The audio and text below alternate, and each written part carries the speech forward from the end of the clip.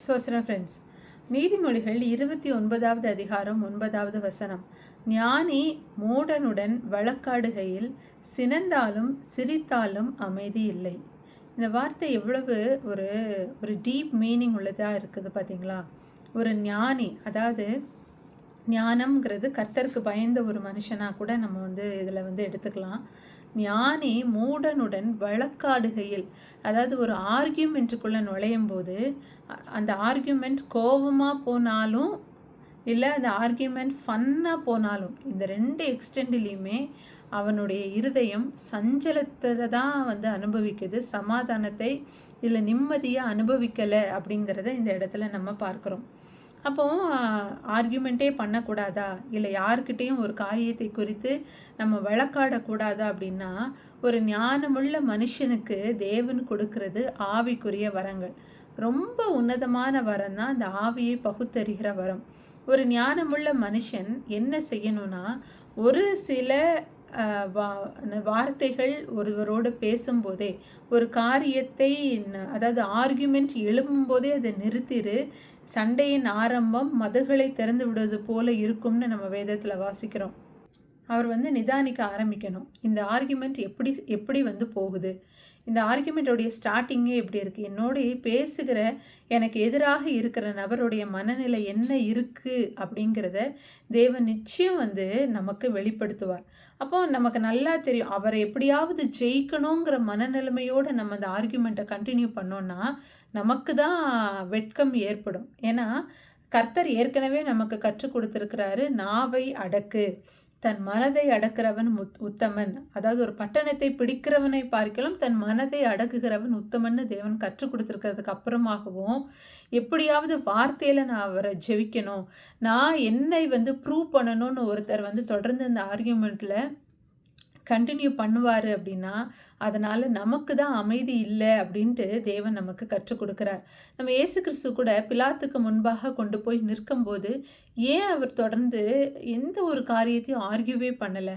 ஒருவேளை நம்ம நினைப்போம், அவர் இதற்காகத்தான் அழைக்கப்பட்டார், அதனால் அவர் அந்த இடத்துல தன் நாவை திறக்காதபடி அமைதியாக இருந்தார்னு. அது ஒரு காரியமாக இருந்தாலும் அவருக்கு நல்லா தெரியும், இந்த சபையில் தன்னை இந்த நீதிமன்ற கூண்டில் ஏற்றின ஒருவருடைய இருதயத்தையும் உணர்வுக்கு நேராக நடத்தக்கூடிய காரியத்தை நான் சொன்னால் கூட அதை புரிந்து கொள்ளுகிற உணர்வுள்ள இருதயம் அவங்களுக்கு இல்லை. அவர்களால் தேர்ந்தெடுக்கப்பட்டு இல்லை அவர்களை ஆளுகிற இந்த ராஜாவுடைய இருதயத்திலையும் நான் சொல்லுகிற ஒரு காரியத்தினால எந்த ஒரு மாற்றமும் வரப்போகிறது இல்லைங்கிறதுனால தான் தேவன் தன் நாவை மிகவும் ஜாக்கிரதையாக பயன்படுத்தினார். நீ யூதருக்கு ராஜாவா அப்படின்னு கேட்கும்போது ஆம் என்று தலையசைத்தாரே தவிர வேற எந்த ஒரு காரியத்தையும், பரலோகத்திலிருந்து உமக்கு அனுமதி வழங்கப்படாமல் என்ன நீங்கள் தொட முடியாதுன்னு சொன்னார்.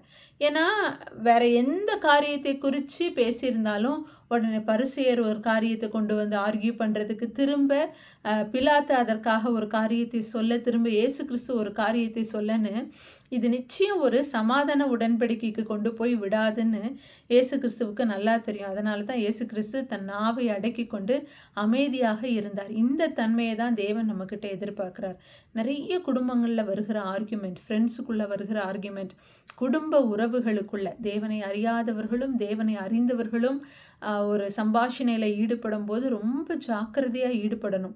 நம்ம பேசுகிற ஒவ்வொரு தவறான வார்த்தையில் நாம் அறியாமல் அந்த ஒரு பதட்டத்தில் ஒரு கோபத்தில் எப்போதுமே ஒரு சில வார்த்தைகள் நிதானம் இழந்து நம்ம பேசுவோம் தெரியுமா?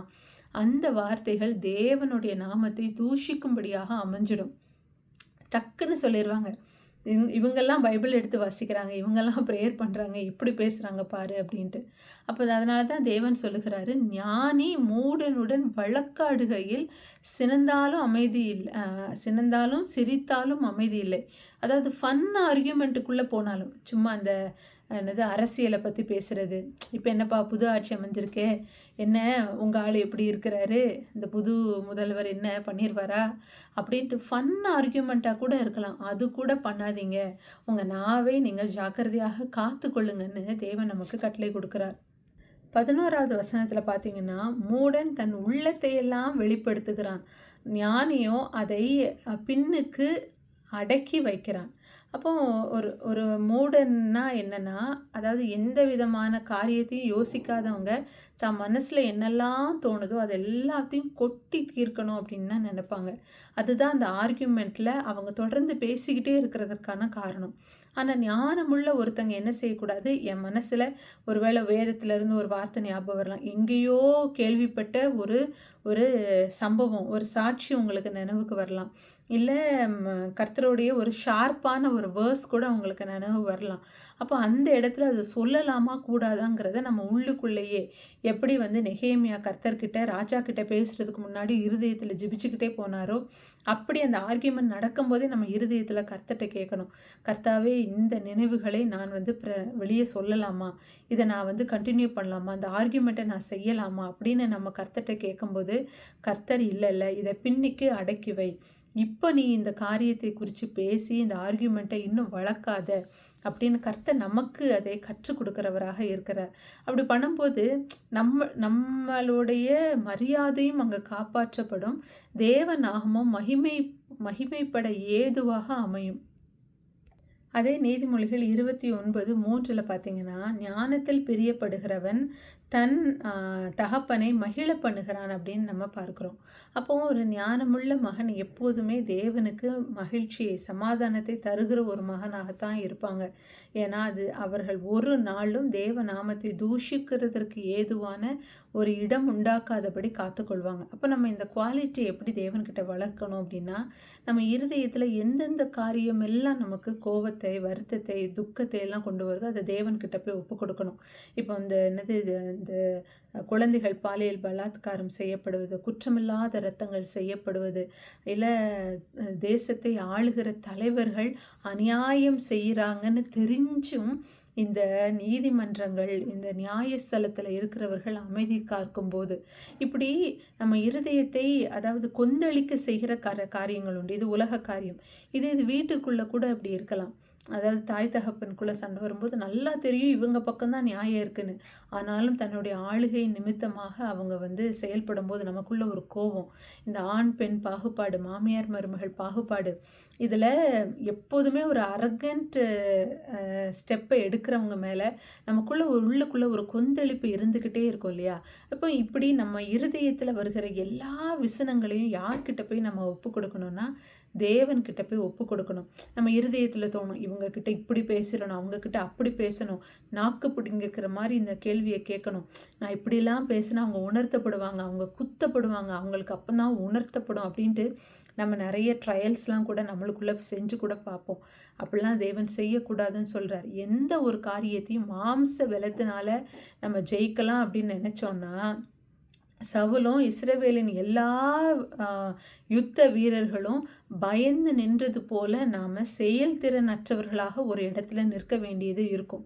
என்னைக்கும் மாம்சத்தை முன்னிறுத்தாமல் ஆவியானவருக்கும் தேவனுக்கும் முன்னுரிமை கொடுத்து ஒரு காரியத்தை செய்வோமானால், அந்த பிரச்சனைக்கு சம்பந்தமே இல்லாத தாவீது அந்த இடத்துக்கு வந்து தேவ நாமத்தை மகிமைப்படுத்தி இஸ்ரவேலை எதிரிகளுக்கு முன்பாக தலை நிமிரச் செய்கிற ஒரு பெரிய காரியத்தை தேவன் தாவீது மூலமாக செய்ய வைக்கிறார். அப்படிப்பட்ட ஒரு உயர்வை தேவன் நமக்கு கொடுப்பார். அதை தான் தேவன் நம்மக்கிட்ட சொல்லி கொடுக்குற, நாவை அடக்கு, ஆர்கியூமெண்ட் எழும்புறதுக்கு முன்பாக அதை அமர பண்ணு. உன் பக்கமே நியாயம் இருந்தாலும் இந்த ஆர்கியூமெண்ட் போகிற பார்த்து சரியில்லைன்னு தெரிஞ்சால் let them enjoy the victory, you be quiet அப்படின்னு தேவன் வந்து நமக்கு கற்றுக் கொடுக்குறார். அதனால் ஞானமாக நடந்து கொள்ள கர்த்தர்கிட்ட பலன் கேட்போம். நம்ம இருதயத்தில் வருகிற ஒவ்வொரு விசாரங்களையும் கர்த்தர்கிட்ட சொல்லுவோமானால் அதற்கு ஏற்ற சொல்யூஷனை சொல்லி சொல்லி தேவன் நம்மளை பக்குவப்படுத்தும் போது ஒரு இடத்துல எப்படி நடந்துக்கணும், எப்படி வாயை திறக்கணும், இந்த வாயிலிருந்து முத்துக்களை வந்து உதரத்தக்கதாக தேவன் வந்து கற்றுக் கொடுப்பார். உன்னத பாட்டில் ஒரு வசனம் உண்டு, உன் வாயின் முத்தங்களால் என்னை முத்தமிடும் அப்படின்ட்டு. அதாவது தேவனுடைய வாயிலிருந்து வருகிற முத்துக்கள் போன்ற வசனங்கள் நம் உதடுகளுக்கு சமாதானத்தையும் சந்தோஷத்தையும் மகிழ்ச்சியும் தருகிறதாக இருந்து இந்த உதடு பிறருக்கும் இதை கொடுக்கத்தக்கதாக தேவன் மாற்றுவார்.